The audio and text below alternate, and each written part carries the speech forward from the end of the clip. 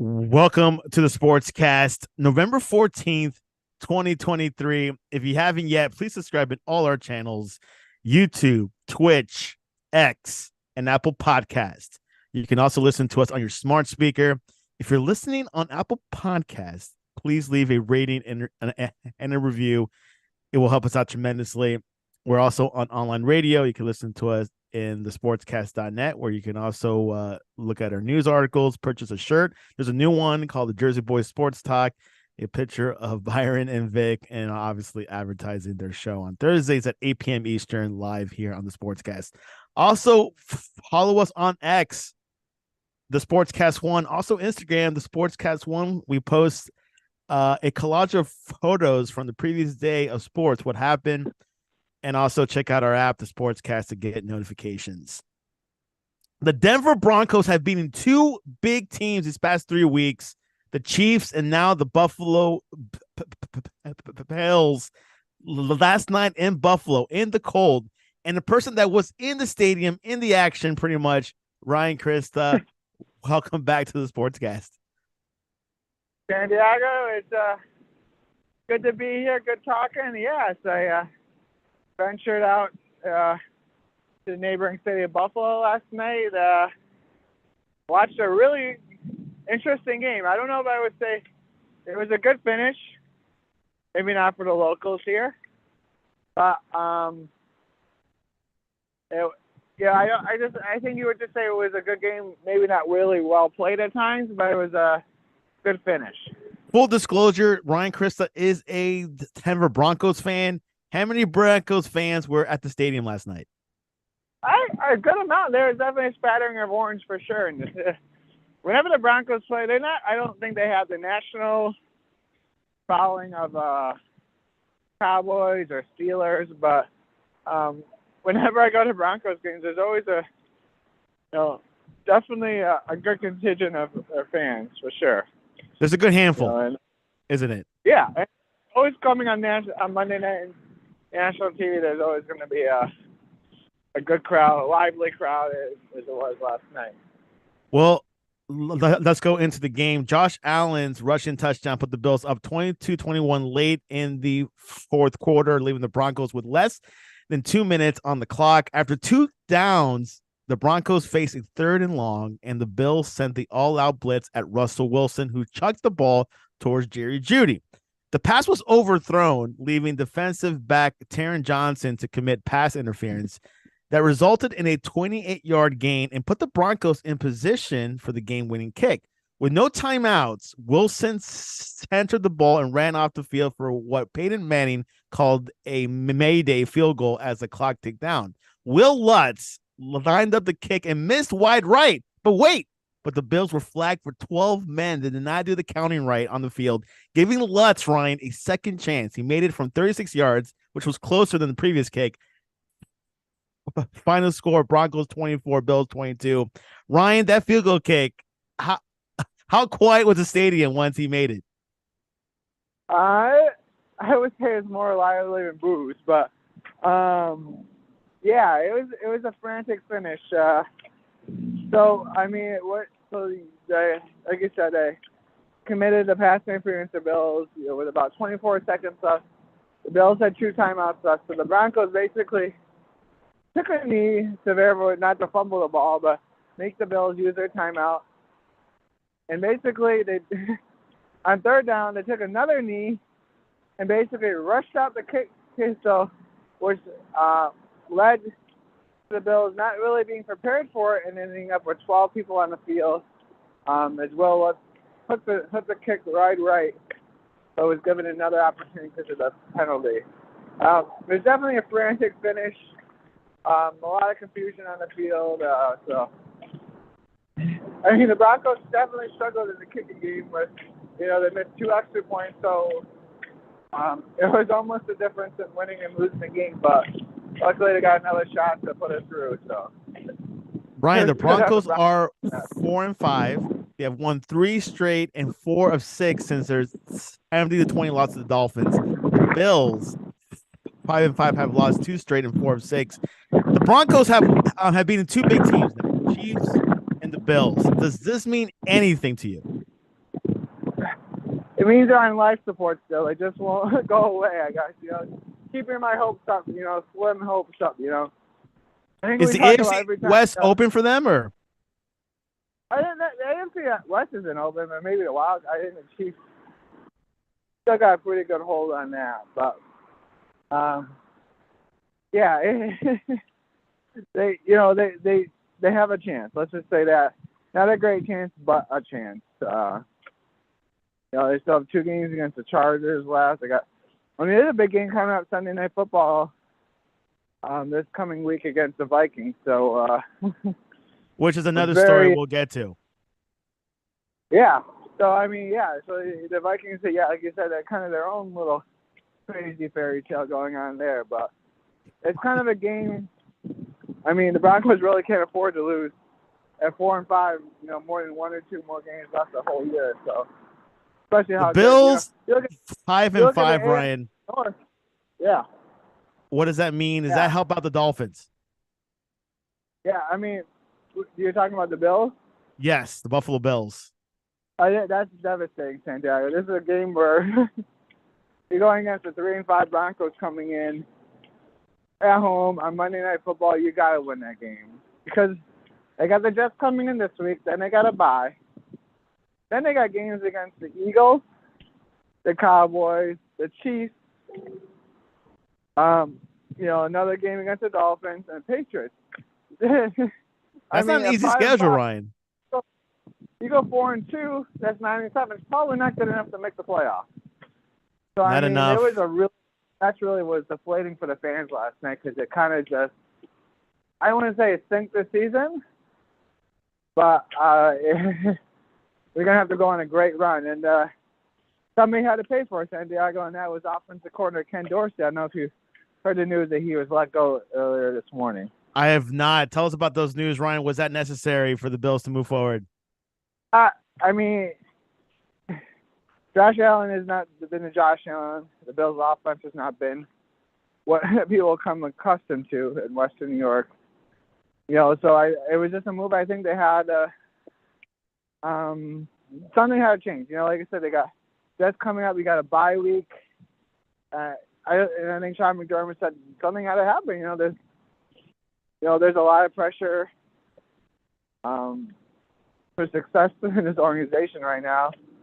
So was he the goal? Was he the main reason? I'm not sure. But you have Joe Brady. People remember Joe Brady kind of came on the scene years ago. He was an assistant for Sean Payton in New Orleans during the glory years with Drew Brees. Young guy, learned the offense. When Orgeron was the coach of LSU, wanted to go in a different direction with his offense. Visited Saints, basically went to Sean Payton and said, who on that staff can we have, who knows your offense? And, kind of brought to the attention of Joe Brady, this young, basically assistant coach, brought him in, taught Joe Burrow the Saints offense, and, they had the greatest season in college football, offensive season in college football history. Led him to get the job in Carolina as the offensive coordinator for Matt Rule. Matt Rule is more of an old school, run first kind of guy. Joe Brady likes to throw it. So I don't think they ever really hit it off. I don't think it was really Joe Brady's fault for the Panthers' failures. So you got a guy who knows offense, knows how to put together a passing attack. So I think this is kind of the last-ditch effort to kind of save the season for the Bills. The Bills are 5-5. It is a little bit desperate situation. I don't know if I could say desperate. Maybe Ryan would, but they're in a panic mode. They're 500. Miami Dolphins had 4 L's, so we'll see where that goes. But Miami's looking good. Yeah, that's the thing. Broncos helped out Miami a bit. Yeah, they're only 1 game behind the Dolphins, because it's true. There's only 1 game. They're not really world beers themselves. That could dissipate in seconds. Yeah, this is really, I think, what's frustrating for the Jets is that they've had these close games where they win the last 2 games against the Chargers or the Raiders. Games, I think, where they say to themselves they didn't play that well and they had chances, they'd be almost in a driver's seat, So interesting time, I think you saw after September, I think there was this notion, that there was this, the Dolphins and Bills were just the two best teams almost in the AFC, and they're going to go head to head, who's going to win is going to be 13, 14 wins in that division, and now both teams have kind of sputtered a little bit. So we'll see how this division finishes. But, yeah, that's a really good, interesting point. I think the Bills fans got, and I think that's why you have to make this move as the Bills, is your season's not over. It's not maybe on life support. It's still alive. You're only one game off of Miami Dolphins, and Miami can't beat over 500 teams. The Broncos can for some reason. But go ahead, finish your thought before we recap Week 10. Actually, yeah, I mean, yeah, like I said, this is the kind of time where people start to panic a little bit. You feel like there's so many teams that are in this bunch that they're close to being out, but they're not out yet, and you feel like you got to make one move. So you'll see a lot of teams, either switch quarterbacks, make little changes, pick up random pieces off free agency, because everybody's just looking for that one little extra boost to make a run in November. One piece that is an interesting situation is Bill Belichick and the Patriots. When they went to Frankfurt, they have not lost in international games, but they lost against the Colts 10-6. Colts only scored one touchdown. Ryan, what are your thoughts over this matchup? Well, I mean, thank goodness for church. Santiago, I didn't have to watch this game, I guess. You didn't skip church for this game, thank God. Yeah. Yeah, so, I mean, all the reports, this is an ugly game. I mean, Mac Jones, was this game. They're definitely, I can say their season's over, the Patriots. It's safe to say it's 2-8. They're going nowhere. They probably were going nowhere even if they won this game. But the Colts are still hanging on there. I think they're 5-5 right now. So they're 5-5. Patriots dropped to 2-8. One of those teams that just hanging on in the middle. Not in great shape, but they're there. I mean, Gardner Minshew is what it is. Some days he's on, some days, like the other day, he was off. But they got enough from their defense, and Aaron ways up Mac Jones to get that victory. Happy came in the game. Let's go into Pittsburgh. Steelers beat the Packers 23-19. Jordan Love, Ryan, threw for 3 interceptions into or near the end zone on the back-to-back trips inside the 20-yard line with chances to win with the game with a touchdown. Did not. Steelers overcame the Packers. Even though the Packers looked pretty easier this year, but Steelers were struggling. Yeah, I mean, I'll tell you the Steelers record. It's 6-3. Also tell you a fact that the Steelers are the first team that through 9 games to have a winning record where they have been outgained in every single game. So they found a magic recipe, don't turn the ball over, play close to the vest, and try to win the game in the end. Hold on. That's what they did again. They had to do it against weeks ago, and they did it last week. This week against Packers, where they kind of put against, have their backs against the wall, and they do just enough, make plays at the end of the game, whether it's sack or it's to win the game. But yeah, the Packers go ahead, struggling with Jordan Love.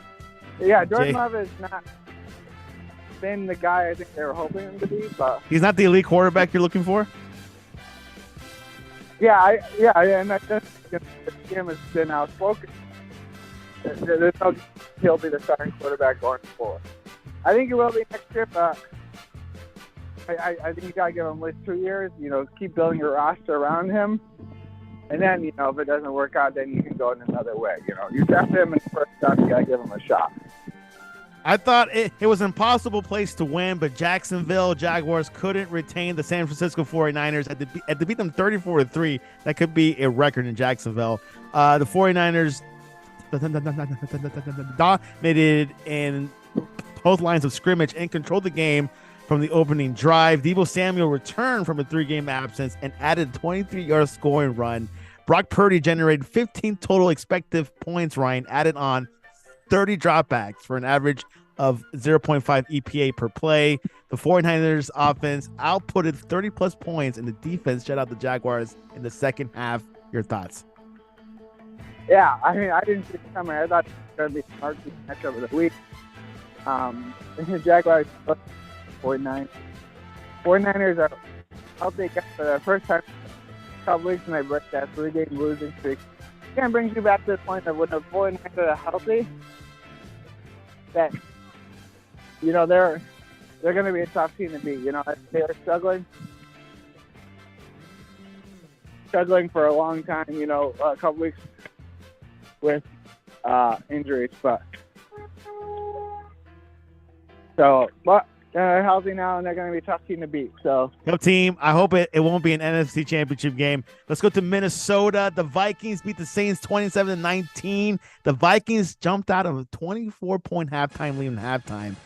Josh Dobbs, your man, threw for a career high of 268 yards and contributed 2 touchdowns in his first start. What an impressive story from this 28-year-old. Yeah, definitely. He's been quite the story. You know, he was traded to the Cardinals. And they actually, remember, I'll go back. You know, remember last year, Titans were struggling, and they meet, you know, Ryan Tannehill was injured. They're struggling with the Malik Willis. You know, they brought Josh Dobbs off the street to try to get him into the playoffs.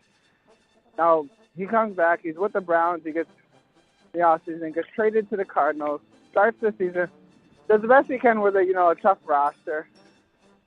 Then he gets traded from there after the injury to Kirk Cousins to Minnesota.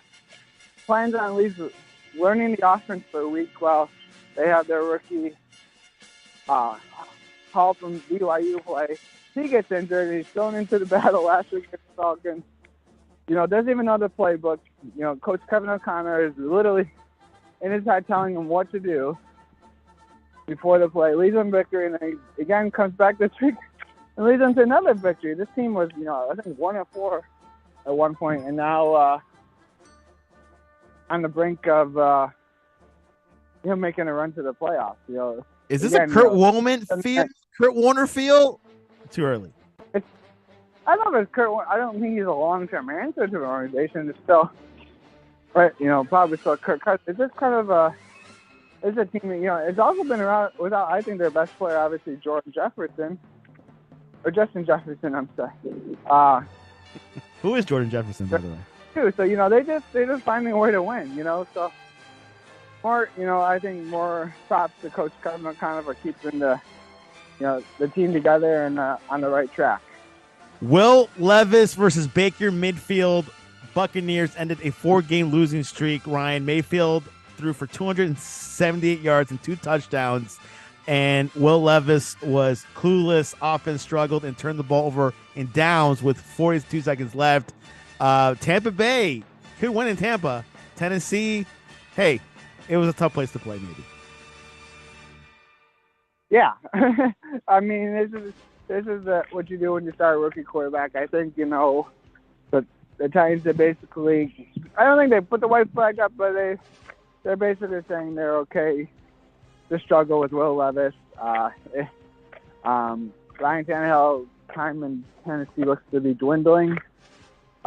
Maybe especially as a starting quarterback, I'm not sure, you know, what if they want to keep him on the roster as a backup to the future, but that's decisions to be made later. But yeah, Tampa Bay absolutely needed his victory, even though it was a 4-game losing streak. You know, that division, it's wide open. They're all under 500, right? Yeah. They're under 500. Yeah. Anyone could win this. Yeah, so I mean, as desperate as this game field was for the Buccaneers, you know, that win there puts them right back in it. You know, I guess it's like how the Bills can do it too. Kind of the opposite of, you know, the AFC North, which is obviously the best division. Yeah, which we'll get to those Ravens a little bit, Ryan, a little bit later. There was 5 games that were won by field goals, and this was one of them. Matt Amendola, I'm not sure if he's related to the Patriots, Amendola, scored from 38 yards. Texans beat the Bengals 30-27, but it wasn't about Amendola. It's about a guy named C.J. Stroud, Rookie of the Year candidate, now MVP candidate.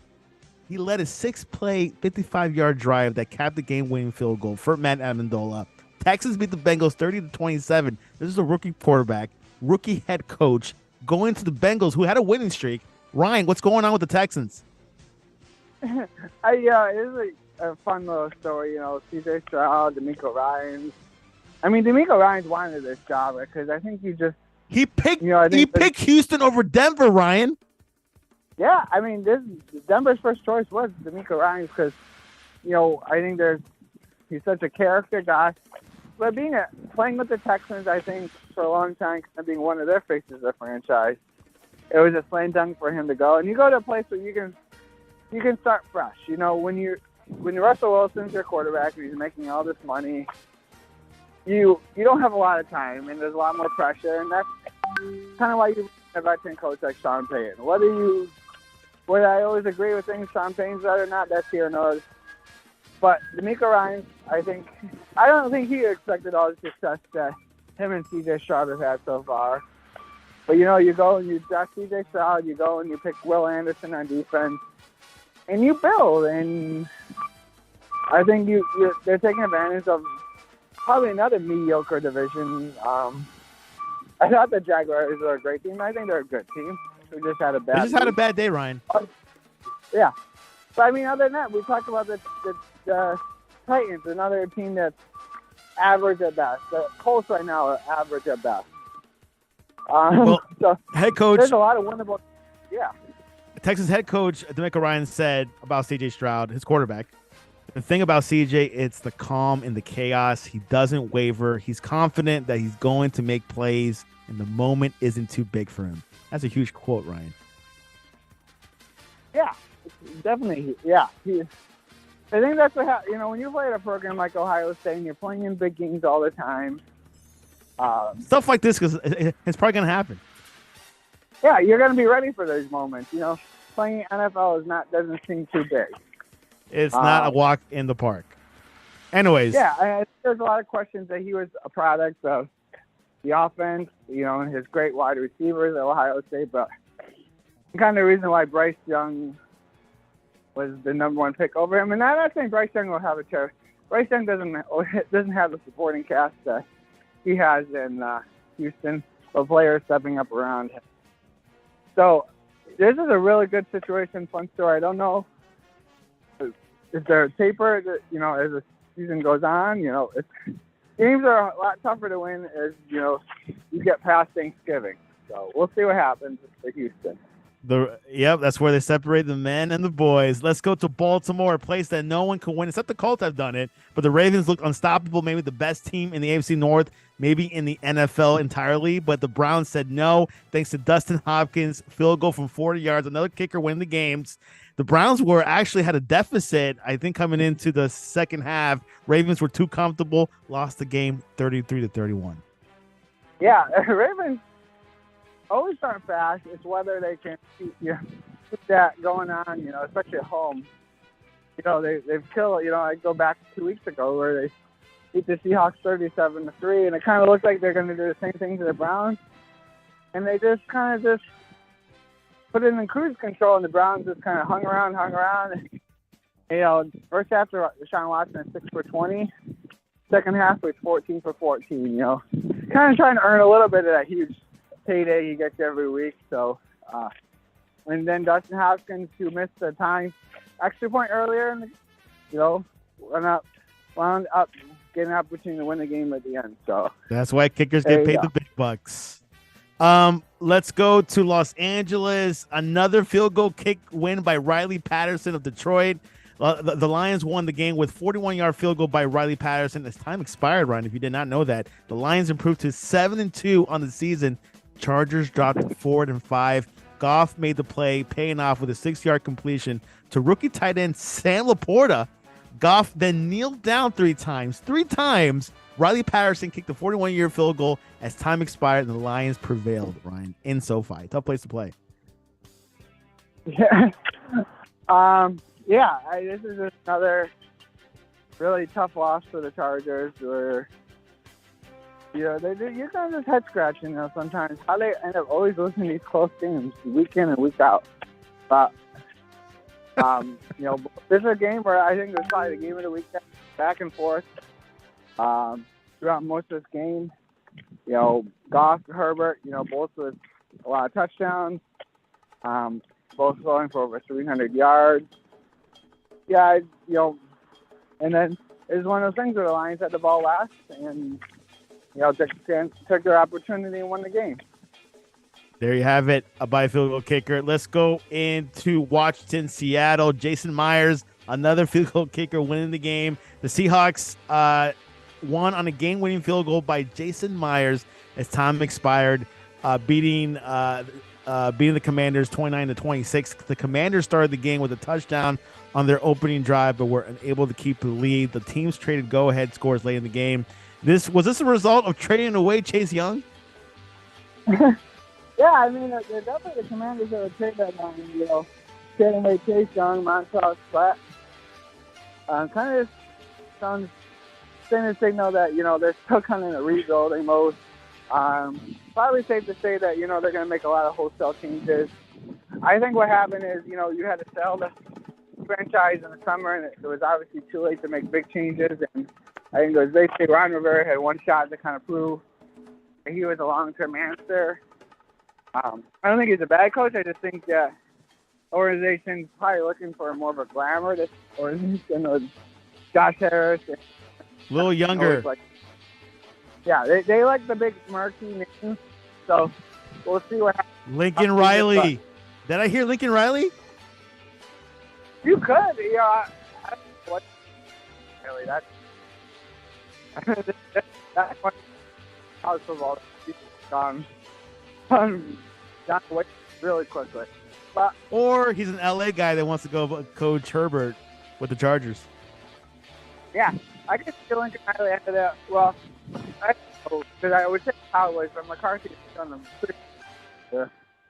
But yeah, I think two coaches that won't be fired until the end of the season most likely, but probably won't be fired would be Brandon Staley and Ron Rivera. There you have it. Ryan, do you want to talk about the Cowboys being the Giants 49-17?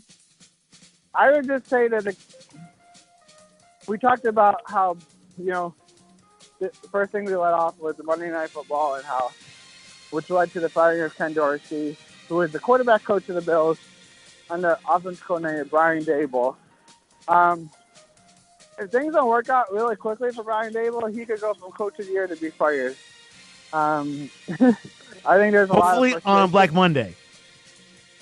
It could be, but anyways, if that happens, I look to see him heading back to West New York, his hometown, to be back the offensive coordinator at the Bills. But in the meantime, the Giants are in a really tough situation. They don't have a quarterback. The one they have, I don't think is very good. And he's living with his parents.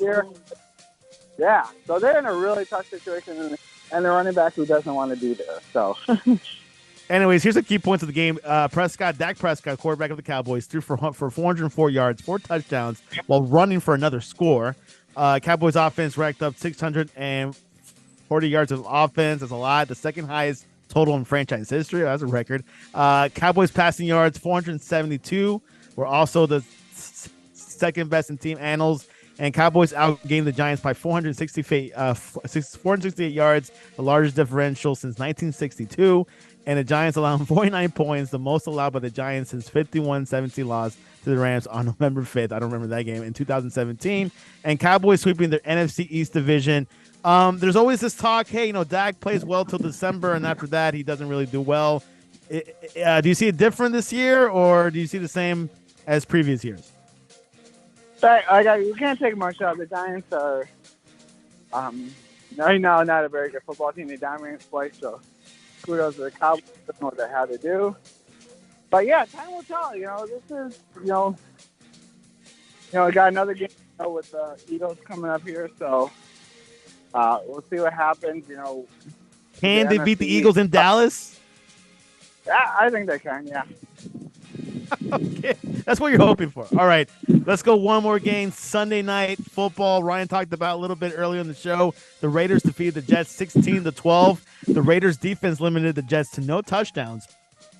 The Raiders linebacker intercepted a Zach Wilson pass with the Jets in the red zone and just over 1 minute remaining. The Jets ended up getting the ball back for one final drive that ended when Wilson's Hail Mary pass fell incomplete as time expired. Vegas are 2-0 with their interim coach. Your thoughts? Yeah, this is definitely not a classic, vintage game, but Raiders did one for the history books. Yeah. To win the game, kudos to Antonio Pierce. Who is coaching for a permanent coaching position? Yeah, they say. I don't know how true that is, but we'll see how the next couple weeks, if they keep winning, they'll get them the job. But I don't know. You're not going to play the Jets every week, and Zach Wilson. So we'll see what happens. Because they beat the Giants and beat the Jets. So we're talking about two pretty poor spots, and the Jets are good defense, but overall not a stellar team. Well, there you have it. That was week 10. It was a good week. A lot of bye-getting teams out. But let's predict this Thursday's game, a big AFC North rivalry game. Bengals at the Ravens. Ravens lost at home this past weekend. They got a short week. I think there's a few players that might be out. Ryan, what's going to happen this Thursday? This could really define the division altogether. Yeah, yes, the Ravens would like to win this game, but this is more of a must-win for the Bengals, and I think they'll play with a little bit more desperation. Kind of in the same boat as the Bills. They're 5-5, and they got to keep their season alive. So we'll see what happens. So what's your score and the winner of this Thursday night football? I go Bengals 31-20. Bengals 31-20? Yeah. This might be the best Thursday night matchup I've seen in a while. I mean, I don't keep tabs with Amazon TNF much, but I think this might be the best one I've seen. Yeah, it definitely has been must-watch TV, Of course, both of us have Amazon Prime. I know we don't have to worry about that. Yeah, it's one of those things I'll have on, but it's definitely, I'm not going to build my week around watching this Thursday night game lately. Yeah, it's definitely going to be a good matchup. Ryan, last night, the Raptors defeated the Wizards, a huge highlight by Saikama, 39 points. Your thoughts over yesterday's performance of this young player? Yeah, huge. Nice performance for a young player, it's just kind of the point of the NBA season. Everybody's kind of feeling themselves out, That's a good result. I'm pretty pumped about, my Mavericks 8-2 start. Haven't played a lot of the premier teams, Where's Kyrie? But, Kyrie and Luka have been a good combo so far. They got a lot out of your new acquisition, Grant Williams from Boston. Their 12th pick, first round 12th pick, Derek Lively from Duke has kind of outperformed, their expectations early on. So a lot of good things from the Mavericks so far. So far, so good. Obviously, as Ryan said, still early, but I see a lot of excitement with the NBA starting off this past couple of weeks. Yesterday, the first AP poll of men's college basketball came out. Number 1 came Kansas, then Purdue, Arizona, Marquette, UConn, Houston, Tennessee, Creighton, Duke, and FAU. Your thoughts over the top 10, at least, of this poll? Yeah, it means a little, very little. Again, same as kind of the NBA ways. This part of the college basketball season is mostly a lot of tune-up games, mixed in with decent games. As you get into the end of this week into next week, you're going to get a lot of those marquee preseason or early season tournaments like the Maui Classic, the Battle for Atlantis. So you're going to see a lot more, high quality matchups here coming. But, starting tonight, you got the Champions Classic, with Duke and Michigan State, Kansas, Kentucky. So, and that's usually, in the middle, I think, the halftime, or you've got the college football poll. So you got a lot, or college football playoff rankings. So kind of a big night for college sports here tonight. So. Let's go stay in college, but to football. Big news, obviously, with Michigan and Jim Harbaugh. He's accused of cheating, staff members going to the stadiums of their rival teams and stealing signs, kind of similar to what the Patriots did back in 2001 against the Rams. Your thoughts over this? I know he's going to court and everything. Is things looking bleak for Jim and Michigan? Yeah, it's kind of a weird situation. Again, I don't think how much they're getting out of these sign stealing. There's definitely photo evidence, and it's definitely against the rules. So I'm like, okay, they got to punish them. But at the same time, I don't think they're getting that big of an advantage. But it's just kind of in the spirit of the game, it's definitely breaking the rules. My guess right now is that there's a hearing Friday. So which will determine if he's able to coach. Jim Harbaugh coach the remaining 2 games of the season. Yeah, so I'm going to guess that he's going to get the coach. Then the off season, there'll be more thorough investigation to find that they're guilty, and then he'll either be, probably be fired, suspended, and he'll be coaching somewhere in the NFL. So wow, bold prediction. Yeah. Ryan, interesting stat that I've been told this morning. The games that he's been missing, I think this year and last year, that he's been missed for some reason, Michigan has won them all. I have not. That's an interesting stat. So it doesn't hurt Michigan apparently if he's not coaching. Yeah. No, that's a good. They do okay. I think as a head coach in college, he's probably doing a lot of work during the week preparing for his team. But again, Michigan's, they just had one of their 2 big games. So you play Penn State. But the big one is next weekend, and the big game they call it between them and Ohio State, which is pretty much a playoff game. Is it the Horseshoe or is it at the Big House? It's at the Big House. Last year place to play. Michigan went up to Ohio State last year and won the game. So there's definitely a lot of pressure, for Ryan Day, who's lost 2 in a row in the series, to get the victory. So, and Michigan's head coach, interim coach, was crying after the win against Penn State. Yeah, it's a big deal. Penn State, it's kind of that odd team out.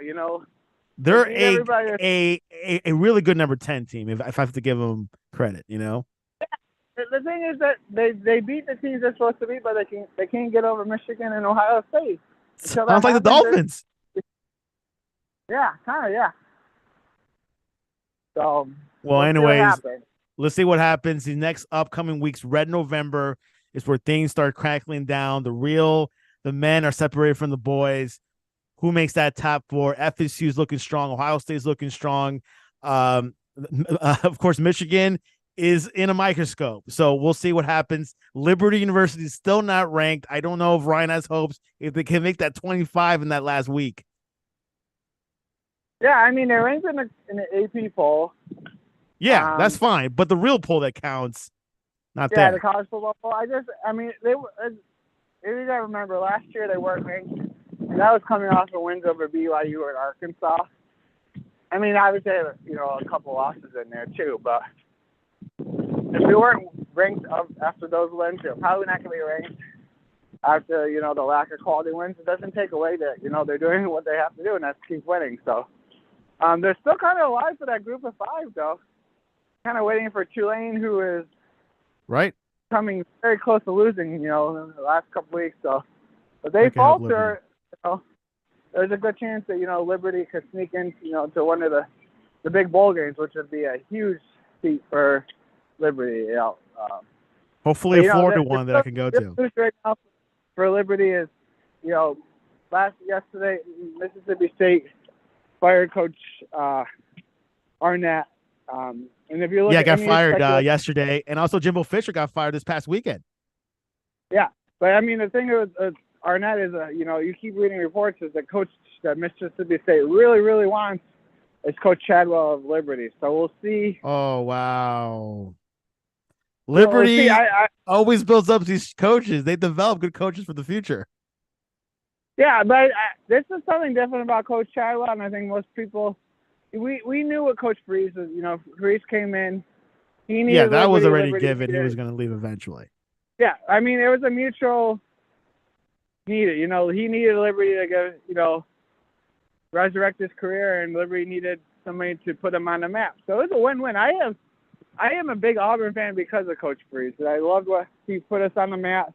He brought in a lot of players that we still have on the roster that are helping us win today.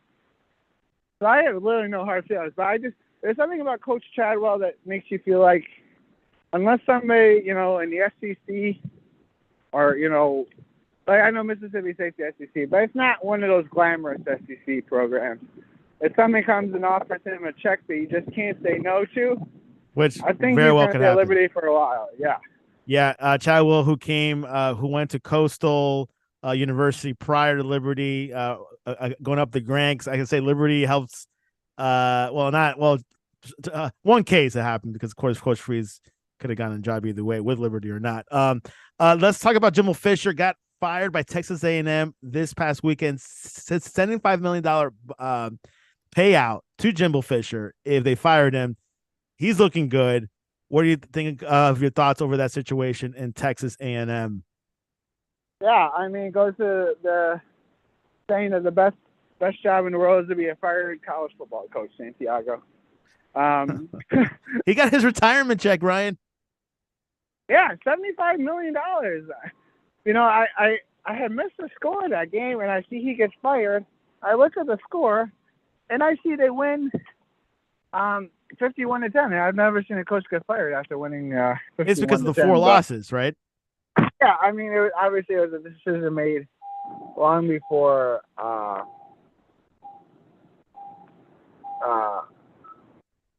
that game was made. So yeah, yeah, we'll see what happens. I think obviously Texas A&M loves a big name coach, but a guy I think you got to really look out for to me is Mike Elko, the coach of Duke, who's has a lot of success there. He had a lot of success as defensive coordinator for Texas A&M, kind of knows the land. So to me, that's who you got to look out for. How about Coach Leopold? Oh, from Kansas? Yeah. Yeah, he's another guy who started at Division III, went to nearby Buffalo University, had great success there, and again, doing good things with Kansas. Anytime you can win with a Kansas or a Duke. Or Duke, you got or Liberty. You can probably, you can win a lot of places. So, this tells us that there's going to be a lot of coaching movements this offseason in college football and the NFL. Yeah, I'm.